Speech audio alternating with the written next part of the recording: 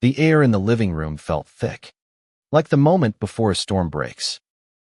Ethan, 35, sat on the edge of the worn leather couch, his hands trembling as he looked into his wife Sarah's eyes. He'd rehearsed this moment 1,000 times, but nothing prepared him for the weight of the words he was about to say.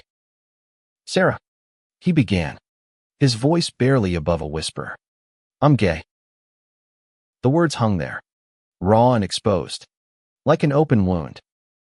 Sarah, 29, blinked, her hazel eyes searching his face for something, maybe a sign this was a joke, or a dream she'd wake from.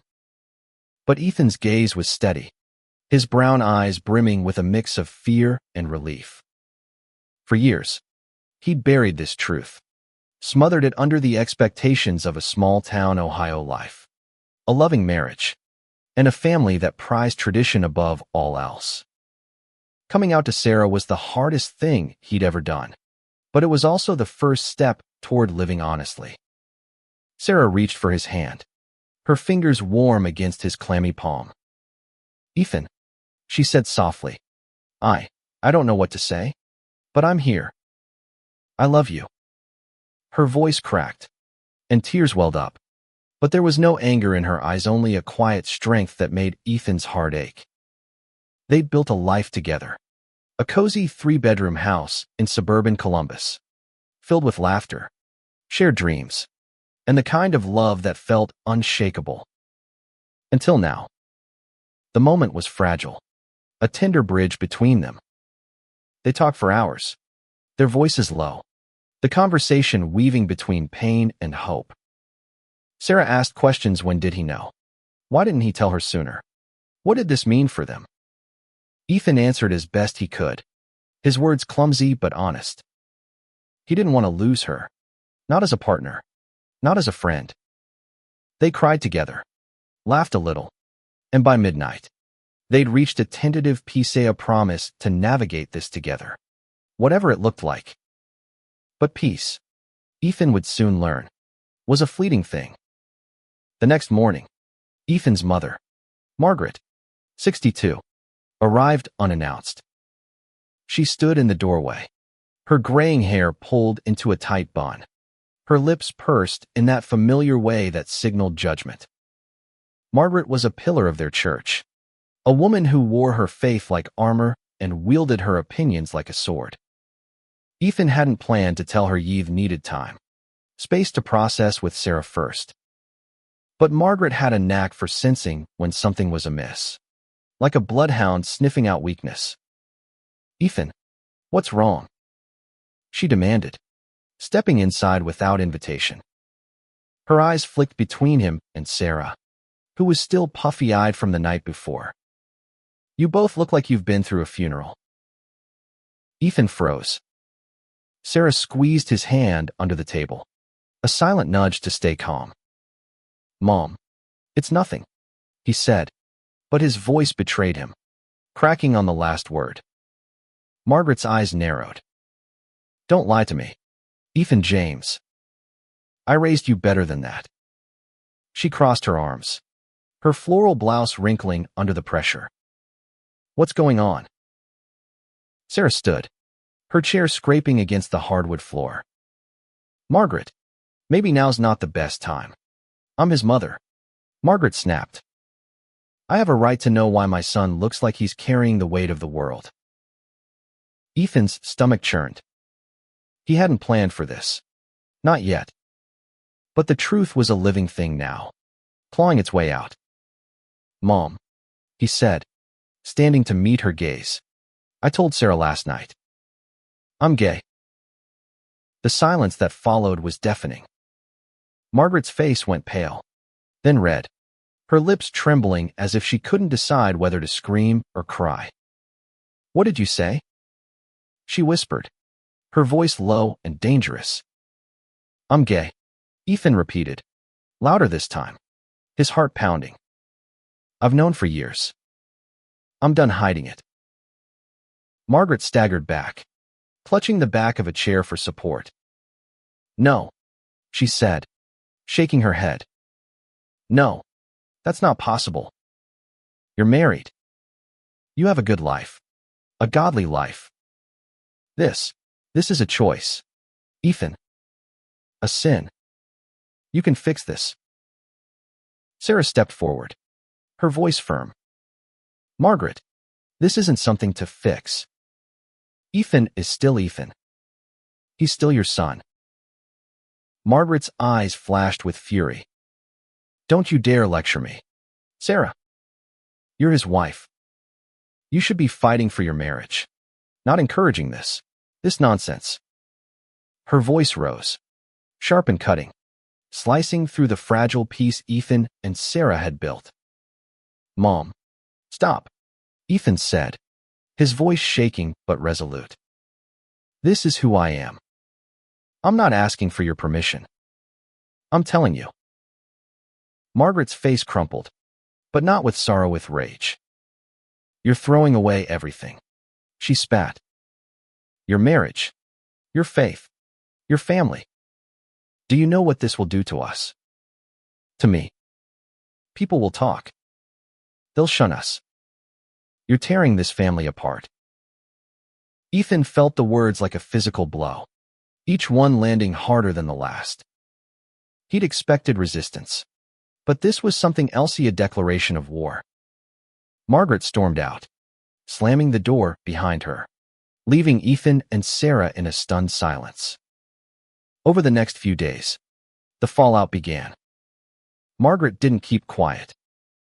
She called Ethan's siblings, her pastor, her prayer group. By the end of the week, whispers had spread through their tight-knit community. Ethan's phone buzzed with messages, some supportive, others cruel. Sarah stood by him, but the strain was visible in her tired eyes, the way she hesitated before touching him. They were still a team, but the world around them was fracturing. Ethan didn't know it yet, but Margaret was just getting started. She was determined to save him, even if it meant destroying everything he loved. The days after Margaret's outburst were a blur of tension and sleepless nights. Ethan and Sarah tried to hold onto their fragile agreement, spending evenings talking, sometimes crying, as they navigated what his coming out meant for their future. They agreed to take things slow. Ethan would move into the guest room, giving them both space to process. But love, even in its most resilient form, couldn't shield them from the storm brewing outside their home. Margaret's campaign began quietly but grew with terrifying speed.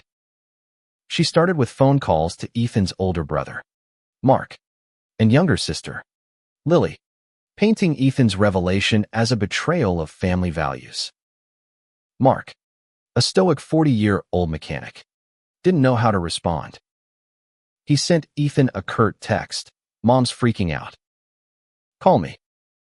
Lily, 32 and fiercely independent, was more direct. She showed up at Ethan's house unannounced, her eyes blazing with a mix of concern and frustration. "Ethan, what the hell is going on?" Lily demanded, pacing the living room. Her dark hair was pulled into a messy bun, and her tattooed arms gestured wildly. "Mom's telling everyone you're lost and need an intervention. She's got half the church praying for you like you're possessed." Ethan sank into the couch, rubbing his temples. "I told Sarah I'm gay. Mom found out and lost it. I didn't want this to blow up." Lily softened, sitting beside him. "I get it.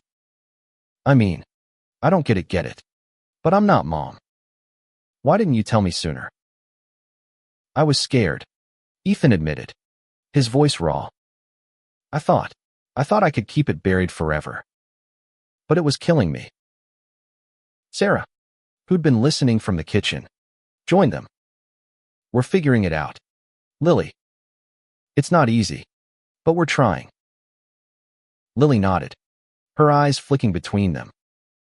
"Okay. But Mom's not going to stop. She's already talking about some family meeting to fix this. You need to be ready." Lily's warning was prophetic. By the weekend, Margaret had organized a gathering at her house, inviting Ethan's siblings, their pastor, and a few church elders. Ethan refused to attend, but Sarah, ever the peacemaker, went in his place, hoping to calm the waters.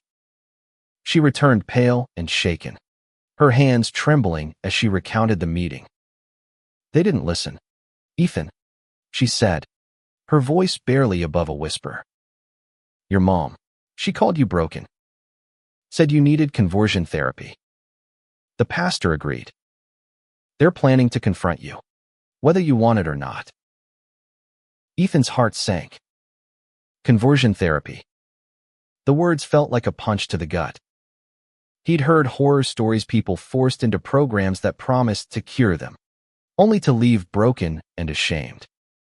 The thought of his own mother pushing him toward that made his blood run cold. I'm not going, he said, his voice firm. I'm not letting them do this to me. Sarah reached for his hand, but her touch felt different now, tentative, like she was afraid of breaking him.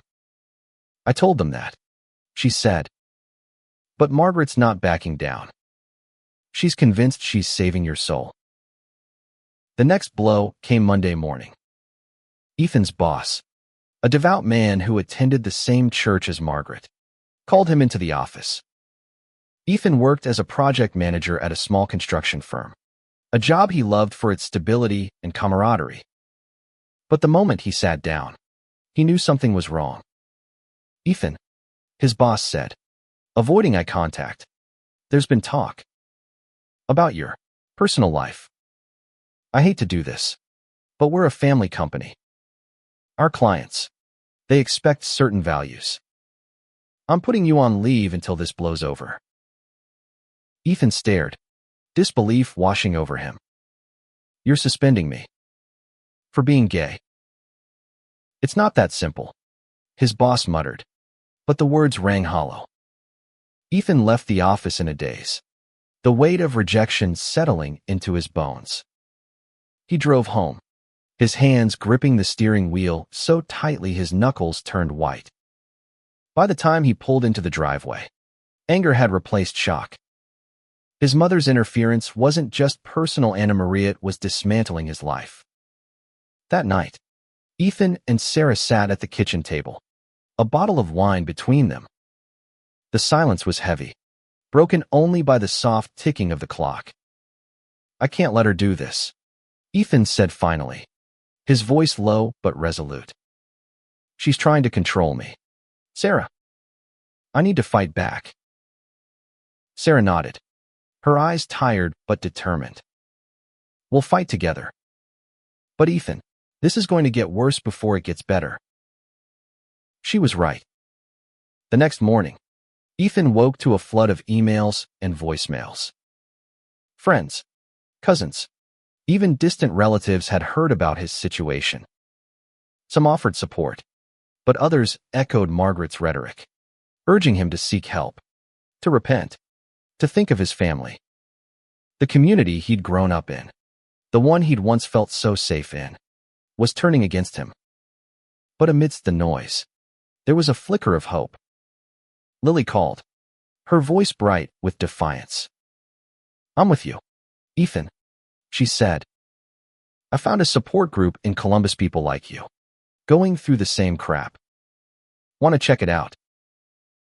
Ethan hesitated.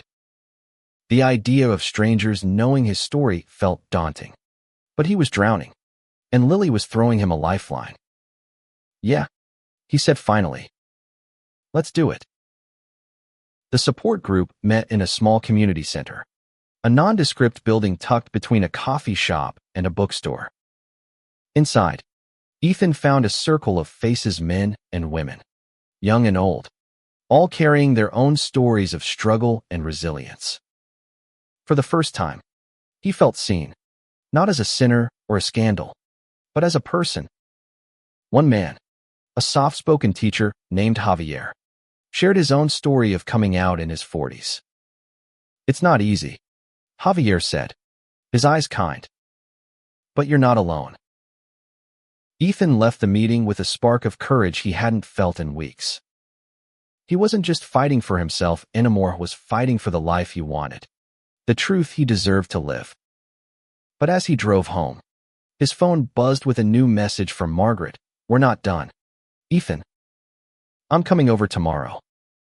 We need to talk." The war was far from over. Margaret's message lingered in Ethan's mind like a storm cloud. He barely slept that night, his thoughts racing between fear and defiance. Sarah, sensing his unease, stayed close, her presence a quiet anchor. By morning, the house felt like a battlefield awaiting its general. Margaret arrived promptly at 10 a.m., her face set in a grim determination that Ethan recognized from childhood. "I'm fixing this, look." She didn't knock. She walked in, clutching a Bible and a stack of pamphlets about conversion therapy programs. Ethan stood in the living room, Sarah by his side, as Margaret launched into her speech without preamble. "Ethan, I've prayed on this," she said, her voice steady but cold. "You're confused. You're under attack. These programs can help you find your way back to God, to your family." Ethan's jaw tightened. "Mom, I'm not confused. I'm gay. This is who I am, and no program is going to change that." Margaret's eyes flashed. "You're my son. I won't let you throw your life away for this lifestyle. You owe it to Sarah, to me, to try." Sarah stepped forward, her voice calm but firm. "Margaret, Ethan doesn't owe anyone his identity. He's being honest. That's more than most people have the courage to do." Margaret ignored her, thrusting a pamphlet into Ethan's hands. "Read this. There's a place in Cincinnati. They've helped people like you. You can still save your marriage." Ethan tossed the pamphlet onto the coffee table, his anger rising. "I'm not going to Cincinnati.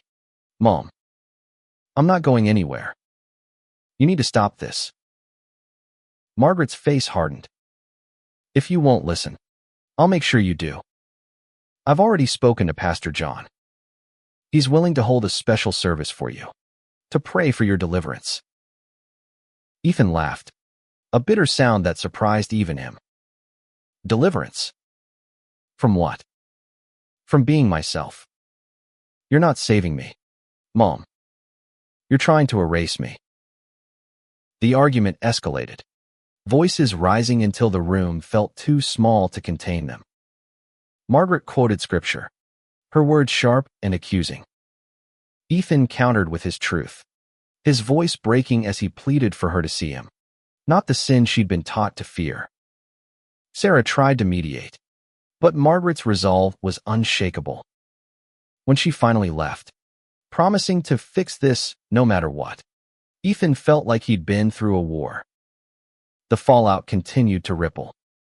Ethan's suspension from work became a topic of gossip at church, and soon, clients he'd known for years stopped returning his calls. Sarah faced her own battles. Friends who'd once been close now avoided her, unsure how to navigate the scandal. But she remained steadfast, her love for Ethan evolving into something new, a fierce loyalty that surprised them both. Ethan leaned heavily on the support group, attending meetings twice a week. Javier became a mentor of sorts, sharing stories of his own journey coming out to his devout Catholic family, losing friends, but finding a community that embraced him. "It gets better," Javier promised, and Ethan clung to those words like a lifeline. One evening, after a particularly grueling day, Ethan and Sarah went for a walk in their neighborhood park. The air was crisp, the leaves a riot of red and gold. They sat on a bench, watching kids play on a swing set, and for a moment, the world felt normal again. "I don't know how to do this," Ethan admitted, his voice low. "I thought coming out would set me free, but it's like I'm fighting everyone I love." Sarah took his hand, her touch steady. "You're not fighting alone. I'm here. Lily's here. Those people at the group theory here. You're building something new, Ethan. It's messy, but it's yours." Her words were a balm, but the peace was short-lived. The next day, Ethan received a letter from Pastor John, formally inviting him to a healing service at the church. The letter was polite but clear: attend, or risk being ostracized. Ethan tore it up, but the weight of it lingered. The church had been his home, his community. Losing it felt like losing a piece of himself. Lily, ever the fighter, had other ideas. Screw their service, she said over coffee at a local diner. Let's throw our own. A party, Ethan. For you. For who you are. Invite the support group, Sarah's friends, anyone who's got your back. Ethan hesitated, the idea both exhilarating and terrifying. A party felt like a bold declaration, a middle finger to the judgment closing in around him. What if no one comes? He asked. Lily grinned. They'll come. And if they don't, we'll still have a damn good time. Planning the party became a lifeline, a way to reclaim his narrative. Sarah dove in, helping pick a playlist and string fairy lights across their backyard. Javier offered to bring friends from the support group, and even Mark, who'd been silent for weeks, texted a tentative, "I'll try to make it." The night of the party arrived, a crisp October evening with a sky full of stars. Ethan stood in the backyard, his heart pounding as guests began to arrive: Javier and his partner, a few support group members, Sarah's co-worker Emily, and, to his surprise, Mark. The music was soft, the laughter loud, and for the first time in weeks, Ethan felt like he could breathe. But as the night wore on, a car pulled up outside. Margaret stepped out, her face a mask of fury. She hadn't been invited, but she'd heard about this celebration of sin, as she called it. She marched into the backyard, her voice cutting through the music. Ethan, this is enough. You're making a mockery of everything we stand for. The party went silent, all eyes on Ethan. He felt the weight of their stares, the old fear creeping back. But then Sarah stepped beside him, her hand in his, and Javier stood on his other side, a quiet show of strength. Ethan took a deep breath, his voice steady. Mom, this is my life. You can be part of it, or you can leave. But you don't get to control it. Margaret's eyes widened, but she said nothing. For the first time, she looked uncertain. She turned and left, the gate slamming behind her. The party resumed, but Ethan knew this was only a temporary victory. The war was still raging, and Margaret wasn't one to surrender. The party lingered in Ethan's mind as a moment of triumph, but the high didn't last. Margaret's retreat that night wasn't surrender, it was a regrouping. She doubled down, rallying more allies from the church and even reaching out to Ethan's extended family in nearby Dayton. The whispers grew louder, the judgment sharper. Ethan felt like he was living under a microscope, every move scrutinized, every choice dissected. Sarah, meanwhile, was grappling with her own struggles. She loved Ethan fiercely, but the constant pressure from their community was wearing her down. She'd always been the good wife, the one who hosted book club and volunteered at church. Now, she was the woman whose husband chose to be gay, a label that stung with its unfairness. At work, her colleagues' pitying looks were almost worse than the outright condemnation. Still, she refused to let Ethan face this alone. One afternoon, while Ethan was at the support group, Sarah met with her best friend, Emily, at a quiet cafe. Emily, 30, with her no-nonsense attitude and warm smile, had been a rock since the news broke. Over coffee, Sarah poured out her fears. "I want to support Ethan," she said, stirring her latte absently. "But sometimes I feel like I'm losing myself in this. Like I'm just collateral damage." Emily reached across the table, squeezing her hand. You're not collateral, Sarah. You're his partner in this, even if it's not romantic anymore. But you need to take care of you, too. Have you thought about therapy? For yourself, I mean. Sarah nodded slowly. Therapy had crossed her mind, but it felt like admitting defeat. Still, Emily's words stuck with her. That night, she found a therapist online, someone who specialized in navigating life transitions. It was a small step, but it felt like reclaiming a piece of herself. Ethan, meanwhile, was finding strength in unexpected places. The support group had become his sanctuary, a place where he could be unapologetically himself. Javier introduced him to a local LGBTQ advocacy organization, and Ethan started volunteering, helping organize events and support hotlines. It was exhausting but fulfilling, a reminder that there was a world beyond his mother's judgment. But Margaret wasn't idle.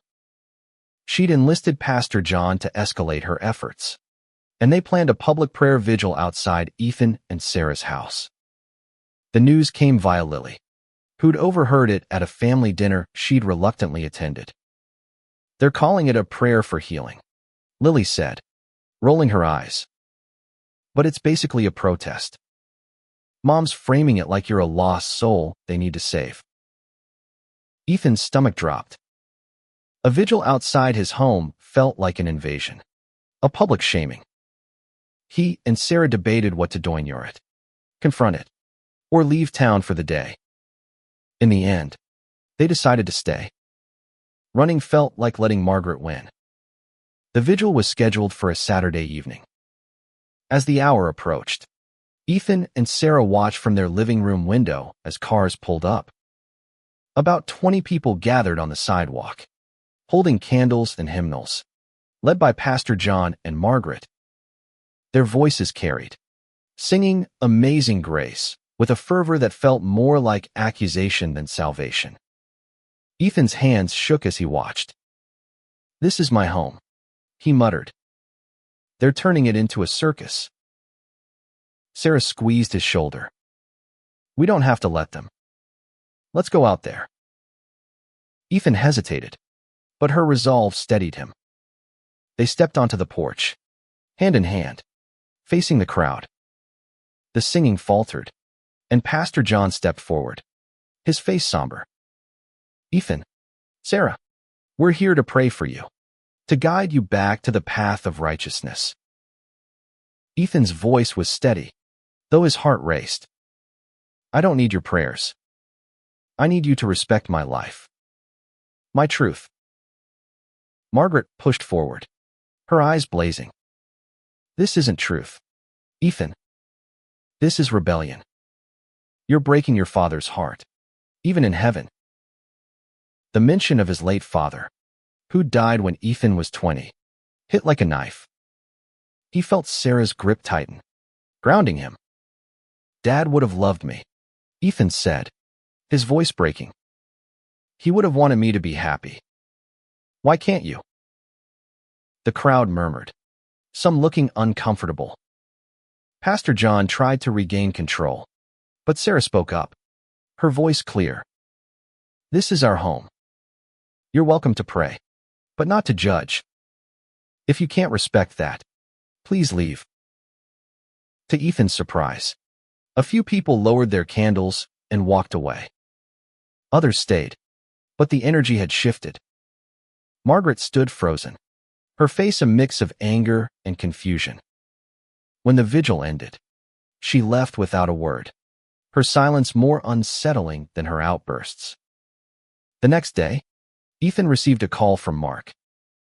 "I saw what happened," his brother said, his voice gruff. "I didn't go, but I should have been there. For you."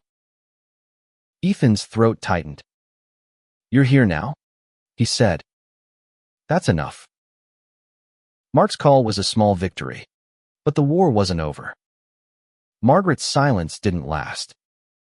A week later, she sent Ethan a letter, handwritten and formal, demanding he attend a family intervention or face being cut off from the family entirely.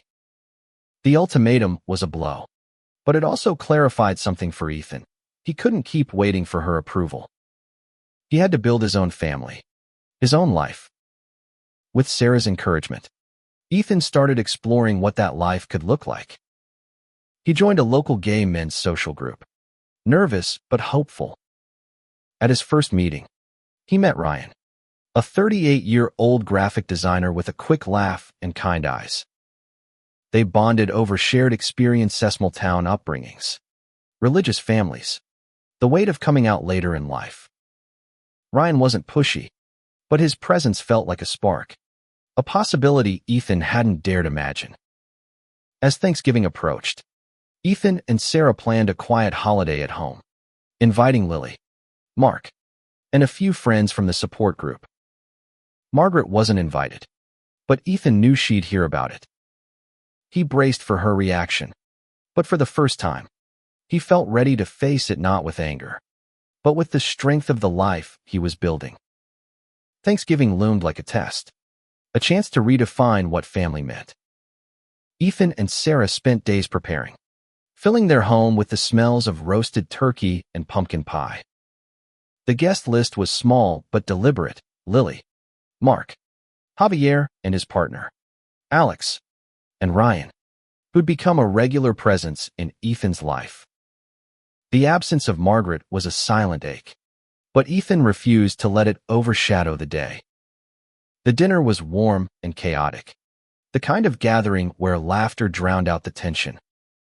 Lily told stories of her latest art project, a mural for a local queer youth center.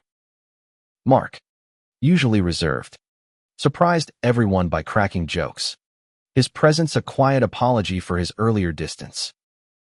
Ryan fit in effortlessly, his easy charm drawing smiles from Sarah and a playful elbow from Javier. For the first time in months, Ethan felt like he belonged somewhere. But the peace was fragile. Midway through dessert, Ethan's phone buzzed with a text from Margaret. "You're choosing strangers over your own mother. I hope you're happy." The words stung, but Ethan didn't respond. He set the phone face down and rejoined the laughter, determined to hold on to this moment. The next day, Margaret made her move. She showed up at Ethan's workplace, where he'd been reinstated after his boss faced backlash from supportive clients. She cornered him in the parking lot, her face a mask of desperation. "Ethan, this has to stop," she said, her voice trembling. "You're tearing this family apart. Come to church with me. Just once. Let Pastor John help you." Ethan's heart pounded, but he stood his ground. "Mom, I'm not broken. I'm happy. For the first time in years, I'm living my truth. Why can't you see that?" Margaret's eyes filled with tears, but they weren't tears of understanding. "You're choosing sin over salvation," she said, her voice breaking. "I can't watch you destroy yourself." She left before Ethan could respond, but her words echoed in his mind. He drove home, shaken, and found Sarah waiting. She didn't ask what happened, she could see it in his face. Instead, she pulled him into a hug, her arms a reminder that he wasn't alone. Over the next few weeks, Ethan leaned into his new community. Ryan invited him to a holiday party at the advocacy organization, where Ethan met more people like him, men and women who'd faced rejection but found strength in each other. He started dating Ryan, tentatively at first, each step feeling like a leap into the unknown. Ryan was patient, never pushing, but his presence was a steady light in Ethan's chaotic world. Sarah, meanwhile, was finding her own path. Therapy had become a lifeline, helping her process the end of their marriage and the beginning of something new. She and Ethan were redefining their relationship, not as husband and wife, but as partners in a different sense, friends, allies, family. They still lived together, though Sarah was considering moving out in the new year, a step toward independence that both excited and terrified her. The community's judgment didn't stop. Margaret's prayer group continued their efforts, sending Ethan letters and leaving voicemails urging him to return to God. Some were kind, others cruel, but all carried the same message: change, or be cast out. Ethan deleted most without reading, but each one chipped away at his resolve.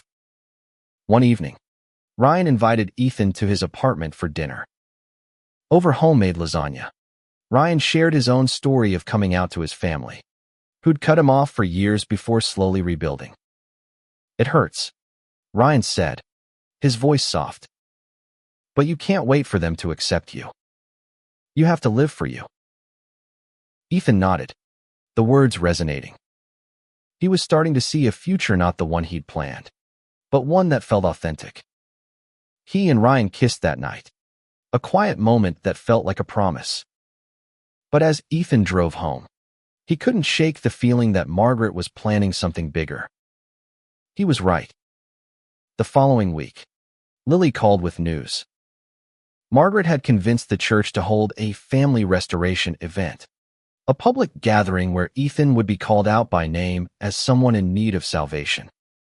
Pastor John had agreed to live stream it, ensuring the message reached beyond their small town. Lily was furious. "She's weaponizing the whole damn church," she said. "We need to do something." Ethan felt a mix of rage and exhaustion. He was tired of fighting, tired of defending his existence. But Sarah, Lily, and Ryan rallied around him, brainstorming ways to counter the event. They decided to host their own gathering, a celebration of love and acceptance at the same time, in the same community center where Ethan's support group met. It was a bold move, a direct challenge to Margaret's narrative. Planning the event consumed Ethan's days. He and Sarah worked side by side, designing flyers and reaching out to allies. Javier and Alex brought in volunteers from the advocacy organization, and even Mark offered to help with setup. The event was simple music, food, and stories from people in the community who'd faced similar struggles. But it was a statement. Ethan's life wasn't a sin to be fixed. It was a truth to be celebrated. As the day approached, Ethan felt a flicker of hope. He was building something new, something stronger than the judgment trying to tear him down. But he knew Margaret wouldn't let this go quietly. The clash was coming, and it would test everything he'd fought for. The day of the dueling events arrived, a cold December morning with a sky heavy with clouds. Ethan woke early, his stomach knotted with nerves.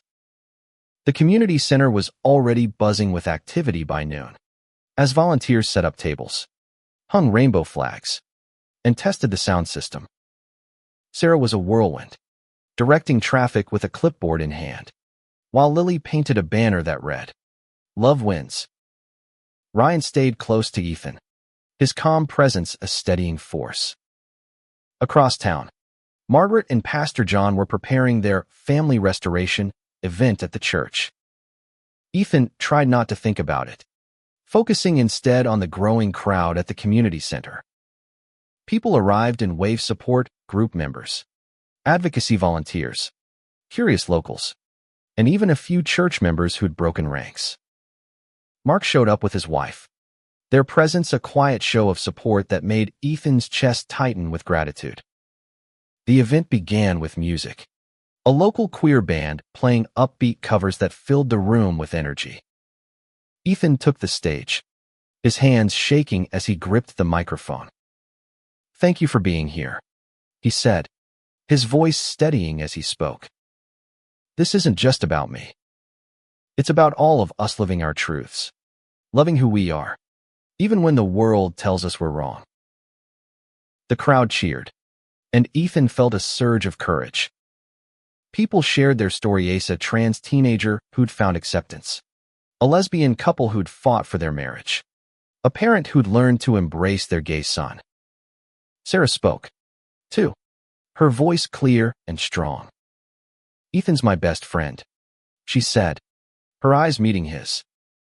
"This isn't the life we planned, but it's the life we're building together." As the event continued, word came that Margaret's gathering was drawing a smaller crowd than expected. Some church members had defected, drawn by the music and warmth of Ethan's event. But Margaret wasn't done. Midway through the afternoon, she appeared at the community center, flanked by Pastor John and a handful of loyalists. The room went quiet as she stepped inside, her face a mask of determination. "Ethan," she called, her voice cutting through the murmurs. "This has gone far enough. You're mocking everything we believe in." Ethan stepped forward, his heart pounding but his resolve firm. "Mom, this isn't about mocking anyone. It's about living. I'm not asking you to agree with me. I'm asking you to let me be." Margaret's eyes welled up, but her voice was sharp. "You're my son. I can't let you do this to yourself." Before Ethan could respond, Ryan stepped beside him, his hand brushing Ethan's in a quiet show of support. "Mrs. Carter," Ryan said, his tone calm but firm. "Ethan's not alone. He has a community. He has love. You can be part of that, or you can keep fighting it. But you can't stop it." The room held its breath. Margaret looked around, taking in the faces young and old, queer and straight, all united in a way her church event couldn't match. For the first time, she seemed to falter. Pastor John tugged at her arm, urging her to leave, but she shook him off. "I don't understand," she said, her voice breaking. "I just want my son back." Ethan's throat tightened. "I'm right here, Mom. I've always been here. You just have to see me." Margaret didn't respond. She turned and left, Pastor John trailing behind her. The room erupted in applause, but Ethan felt no triumph, only a deep, aching sadness. He wanted his mother's love, but he couldn't sacrifice himself to get it.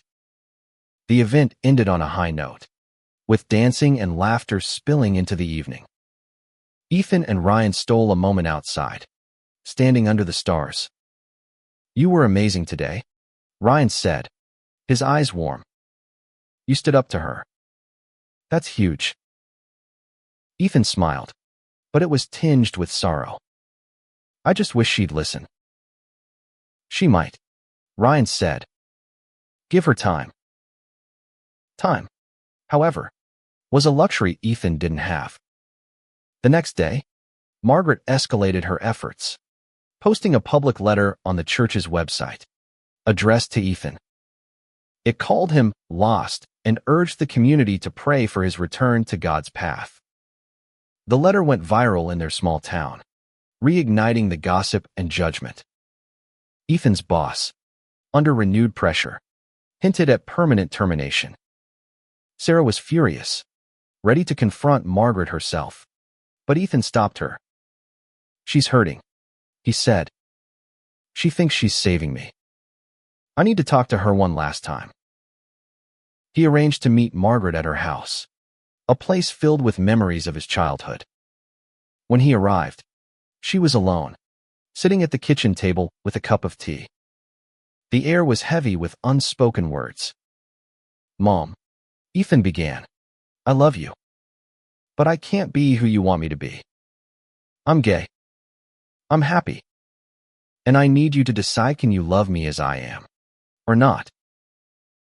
Margaret's hands trembled around her cup. "I don't know how," she admitted, her voice barely audible. "Everything I was taught, it says this is wrong." Ethan reached across the table, touching her hand. "Then learn. For me. Please." She didn't pull away, but she didn't respond either. Ethan left, unsure if he'd reached her, but feeling lighter for having tried. He was done begging for acceptance. He had Sarah, Ryan, Lily, Mark, and a community that saw him. That was enough. The weeks after Ethan's talk with Margaret were a strange limbo. She didn't reach out, but she also didn't escalate her campaign. The silence was both a relief and a wound, a reminder of the distance between them. Ethan threw himself into his new life, spending more time with Ryan and volunteering at the advocacy organization. Sarah started looking at apartments, preparing for the next chapter of her life. They were both moving forward, but the shadow of Margaret's disapproval lingered. Ethan's job situation remained precarious. His boss reinstated him fully after a public outcry from supportive clients. But the workplace felt different now, colleagues whispered, and some avoided him altogether. Ethan focused on what he could control, pouring his energy into his work and his growing relationship with Ryan. Their dates were simple coffee shop conversations, walks in the park, but each one felt like a step toward a future Ethan hadn't dared imagine. One evening, Ryan took Ethan to a gay bar in downtown Columbus, a vibrant space filled with music and laughter.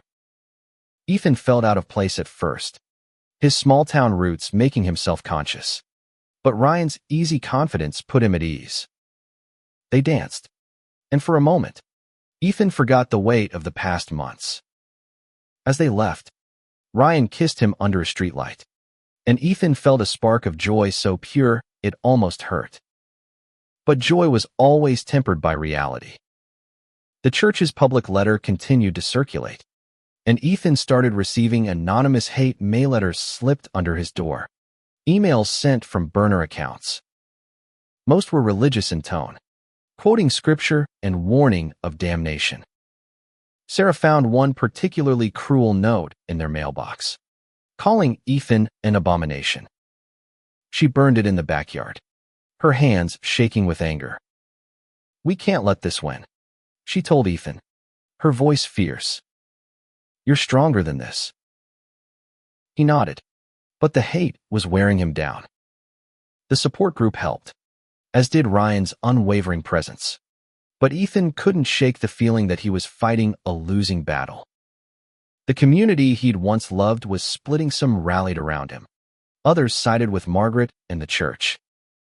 It felt like a war with no end. Then, unexpectedly, a crack appeared in Margaret's armor. Lily called Ethan one morning, her voice urgent. "Mom wants to meet. Just you and her. No pastor, no church people. She says she's ready to talk." Ethan's heart raced. He wanted to believe her, but he'd been burned before. Still, he agreed to meet at a neutral spot, a quiet park near Margaret's house. When he arrived, she was already there, sitting on a bench, her hands folded in her lap. She looked older, more fragile than he remembered. "Ethan," she said as he sat beside her, "I've been reading. Not just the Bible, other things. Books about people like you. I don't understand it all, but I'm trying." Ethan's breath caught. This was the first time she'd acknowledged his identity without judgment. "Why now?" he asked, his voice cautious. Margaret's eyes were wet. "I went to your event. I saw you. How happy you were. It scared me, Ethan. It still does. But I don't want to lose you." They talked for hours, the conversation raw and halting. Margaret admitted her fear, rooted in her faith and the community she'd built her life around. Ethan shared his journey, the pain of hiding, the freedom of living openly. It wasn't a resolution, but it was a start, a fragile bridge between them. When Ethan told Sarah and Ryan about the meeting, they were cautiously optimistic. Sarah, who'd started therapy, saw parallels in her own journey to redefine family. "She's trying," Sarah said. "That's more than we expected." Ryan, ever pragmatic, added, "Give her time, but don't wait for her. Keep building your life." Ethan took their advice to heart. He and Ryan planned a trip to Chicago, a chance to escape the small-town drama and explore their relationship. Sarah signed a lease on a small apartment, a bittersweet step toward independence. Lily, meanwhile, was working on a new projected documentary about queer experiences in conservative communities, with Ethan as her first subject. As winter settled over Ohio, Ethan felt a shift. The hate mail slowed, and more people reached out with support. Mark invited Ethan and Ryan to dinner, a small gesture that felt monumental. The church's influence waned as younger members pushed back against its rhetoric. Ethan's world was changing, slowly but surely. But Margaret's journey was far from over. She attended a PFLAG meeting, her first step into a world she'd once condemned. She didn't speak, just listened, but it was a start. Ethan didn't know if she'd ever fully accept him, but her effort gave him hope. Spring arrived, bringing a tentative warmth to Columbus. Ethan's life was taking shape, a mosaic of old and new. He and Ryan were officially together, their relationship a steady anchor amidst the chaos. Sarah had moved into her apartment, but she and Ethan remained close, their bond evolving into a deep friendship. Lily's documentary was gaining traction, with Ethan's story at its heart, a testament to resilience and love. Margaret's progress was slow but real. She attended more PFLAG meetings, asking questions and listening more than she spoke. One Sunday, she showed up at Ethan's house unannounced, holding a photo album from his childhood. "I want to understand," she said simply, handing it to him. They spent the afternoon reminiscing, not shying away from the hard moments. It wasn't acceptance, not yet, but it was a step toward reconciliation. The church's grip on the community loosened as more members questioned its stance. Pastor John retired under pressure, replaced by a younger pastor who preached inclusion. Ethan didn't return to the church, but he felt its shadow lifting. His job stabilized, and he threw himself into advocacy work, speaking at local events about his journey. One evening, Ethan and Ryan hosted a barbecue in their backyard, inviting Sarah, Lily, Mark, and even Margaret. The air was filled with laughter, the clink of glasses, and the soft hum of music. Margaret was quiet but present, watching Ethan with Ryan, Sarah with her new confidence, Lily with her boundless energy. As the sun set, she pulled Ethan aside. "I'm still learning," she said, her voice soft. "But I see you now. I see you're happy. That's what I always wanted." Ethan hugged her, tears in his eyes. It wasn't a perfect ending, but it was enough. He'd come out to his wife peacefully, but his mother's interference had turned it into a war.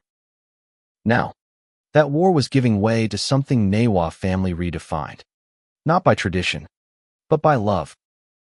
As the stars came out, Ethan stood with Ryan, Sarah, and his family, surrounded by the community he'd built. The battles weren't over, but he'd found his peace. He was home,